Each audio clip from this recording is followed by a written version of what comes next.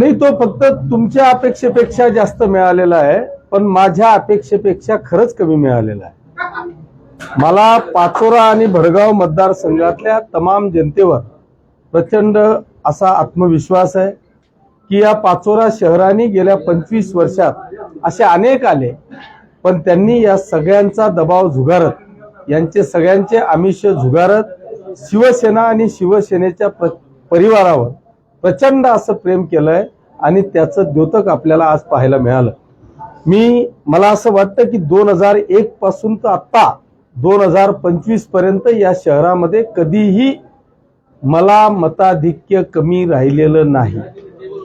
आज तर इतिहास झाला की आज या पाचोरा आणि भडगाव शहरातल्या जनतेने मी स्वतः आजपर्यंत माझं स्वतःचं रेकॉर्ड ब्रेक करत आलो. मी पहिल्यांदा या जनतेने मला विधानसभेला 28,000चं मताधिक्य दिलं. मीच माझं रेकॉर्ड तोडलं आणि 40,000चं मताधिक्य मला दिलं. या शहराने मला विधानसभेला 10,000चं मताधिक्य दिलं.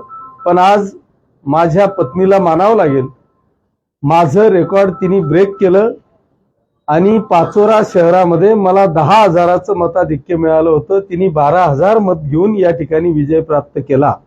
हा खरा म्हणजे एक इतिहास या ठिकाणी झालेला आहे. त्याच्यामुळे पाचोरा आणि भडगाव शहरातल्या तमाम जनतेचे मी मनापासून आभार मानत असतानाच माझा हा पाचोरा आणि भडगाव शहरातल्या जनतेला आजचा हा विजय त्यांना समर्पित करतो. खरं तर आपल्याला चारही बाजूला त्या ठिकाणी भाजपने घेरण्याचा प्रयत्न केला होता, मात्र निराशजनक त्या ठिकाणी त्यांना यश मिळालेलं आहे.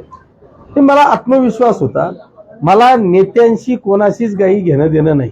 जर का माझ्या मतदारसंघातली जनता माझ्या पाठीशी इतकी खंबीरपणे कायमस्वरूपी उभी असेल तर कितीही नेते येऊन गेले तर त्यांना मी डगमगत नाही. आणि त्याच पद्धतीचं दाखवून देण्याचं काम माझ्या जनतेने केलं. मला इतका मोठा प्रचंड प्रमाणात यश दिलं, परंतु दुर्दैवाने भडगाव शहरात 4 जागा गेल्या आणि पाचोरा शहरात माझ्या 6 जागा गेल्या. त्या 100% अनपेक्षित गेल्या. एक जागा तर 19 मतांनी गेली, एक काहीतरी 40-45 मतांनी गेली. जो काही पराभव झाला त्या पराभवाला डायरेक्ट नाकारलं जनतेने असं अजिबात झालं नाही. कुठतरी निसटता पराभव माझ्या पाचोरा शहरात आणि भडगाव शहरामध्ये झाला. माझ्या मते 100% जागा खालच्या पण आणि वरच्या पण ह्या निवडून आलेल्या आहेत असं मी समजतो. दुर्दैवाने ज्या काही पाचोरा शहरात 6 आणि भडगाव शहरात 4 जागा गेल्या, मी त्यांचं देखील माझ्या नगरसेवकांचं अभिनंदन करतो.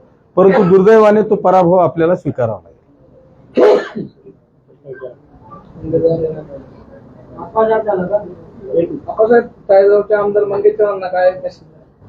नाही, मी त्यांचं मनापासून अभिनंदन करेल की त्यांच्या देखील पत्नी त्या ठिकाणी नगराध्यक्ष म्हणून निवडून आल्यात.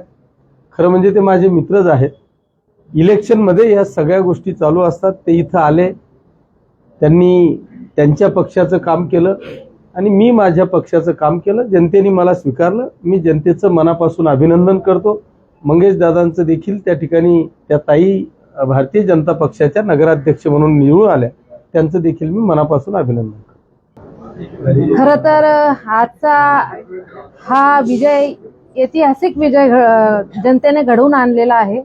त्यामुळे मी पहिले प्रथमतः या जनतेचा, या मायबाप जनतेचा मनापासून आभार मानते आणि धन्यवाद देते.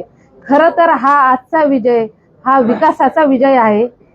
आप्पासाहेबांनी, तालुक्यातले आमदार यांनी जो आतापर्यंतचा विकास केला, त्यांच्या नेतृत्वावर आणि कर्तृत्वावर ह्या जनतेने विश्वास टाकला आणि त्या विश्वासाच्या पोटी आजची खरं तर ही ऐतिहासिक विजयाचं फलित आहे असं मी म्हणेन. दुसऱ्यांदा या ठिकाणी संधी मिळाली नगराध्यक्ष.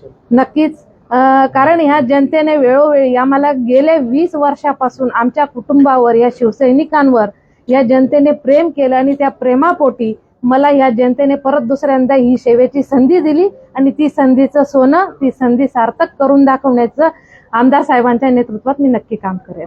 आपण भाषण करताना सांगितलं होतं की मला जर पाचोरेकरांनी निवडून दिलं तर मी पाणी देणारी नगराध्यक्ष. 100% आमदार साहेबांच्या नेतृत्वात काम करते आहे. आमचं वरती आणि इथपर्यंतचं सत्तेत असलेले आम्ही आहोत. त्याच्यामुळे ह्या जनतेला पाणी देण्याचं जे वचन मी दिलेलं आहे ते नक्कीच मी पूर्ण करणार आहे. धन्यवाद.